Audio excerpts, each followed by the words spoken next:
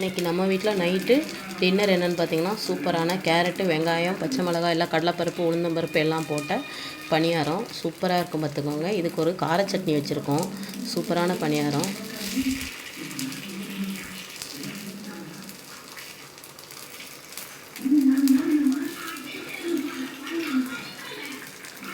இந்த பணியார ரெசிபி நான் போடுறேன் பாருங்கள். ஒரு ஈடு பணியாரம் எடுத்துட்டோம் நாங்கள். சூப்பராக இருக்கும் இந்த பணியாரம். நல்லா காரமாக இருக்கும். இதுக்கு வந்து மேலே இட்லி பொடி தூவி சாப்பிட்டிங்கன்னா சூப்பராக இருக்கும். அதுக்கப்புறம் ஒரு கார சட்னி வச்சாச்சு.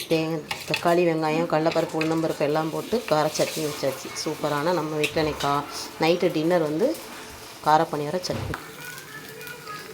பாப்பா சூப்பராக பணியாரம் பாருங்கள். நல்லா திருப்பி போட்டாச்சு. இன்னும் ஒரு 2 நிமிஷம் நல்லா சிம்மில் வச்சு நல்லா வெந்தோடனே மொறுன்னு ஆயிரும். சூப்பரான நம்ம வீட்டில் பணியாரம் கேரட்டு வெங்காயம் பச்சை மிளகாய் கடலைப்பருப்பு உளுந்தம்பருப்பு போட்ட அரிசி மாவில் பணியாரம் சூப்பராக ரெடி ஆயிடுச்சு. நம்ம முட்டை சாதம் செஞ்சுக்கலாம். சாப்பாடு மதியானம் வச்சது மீதி விழுந்துருச்சு. இப்போ பார்த்திங்கன்னா ஒரு 4 ஸ்பூன் எண்ணெய் ஊற்றி கடுகு உளுந்தம்பருப்பு கடலைப்பருப்பு எல்லாம் போட்டு நல்லா வறுத்துட்டு பச்சை மிளகாய் கருவேப்பிலை பெரிய வெங்காயம் போட்டு நல்லா வதக்கியிருக்கேன். இந்த பக்கம் 2 முட்டை எடுத்து வச்சுருக்கேன். இந்த பக்கம் ஒரு 2 தக்காளி சாப்பாடு மதியானம் உள்ள சாப்பாடு. இதை நல்லா வதக்கிட்டு தக்காளி போட்டு நல்லா வதக்கிடலாம். தக்காளி வெங்காயம் நல்லா வதங்கிடுச்சு.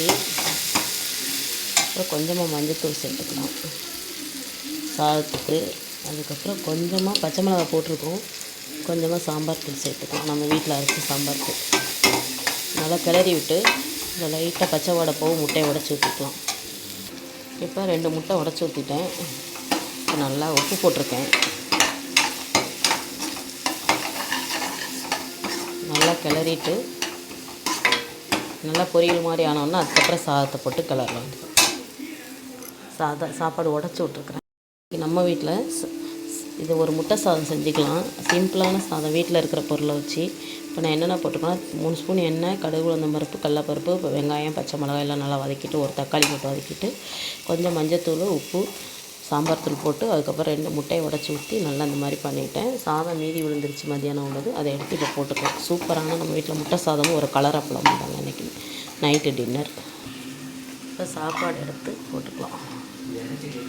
சாப்பாடு கொஞ்சமாக போடுங்க. நிறைய போட்டிங்கன்னா ஒரு மாதிரி கொஞ்சமாக போட்டுக்கோங்க. தேவைக்கு மட்டும் போட்டுக்கோங்க. நான் தேவைக்கு தான் போடுறேன்.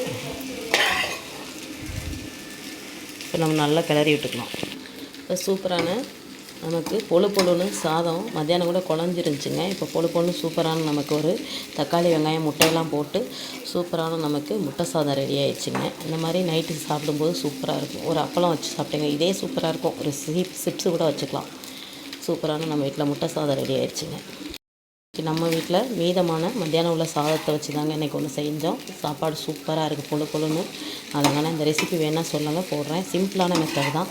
சாதத்தை தண்ணி ஊற்றி வேஸ்ட் பண்ணாதீங்க. சாப்பிட்றவங்க சாப்பிட்லாம். தண்ணி ஊற்றி சாப்பிட முடியாதவங்க இந்த மாதிரி நைட்டே சாப்பிட்றலாம். சூப்பரான முட்டை சாதம் ரெடி.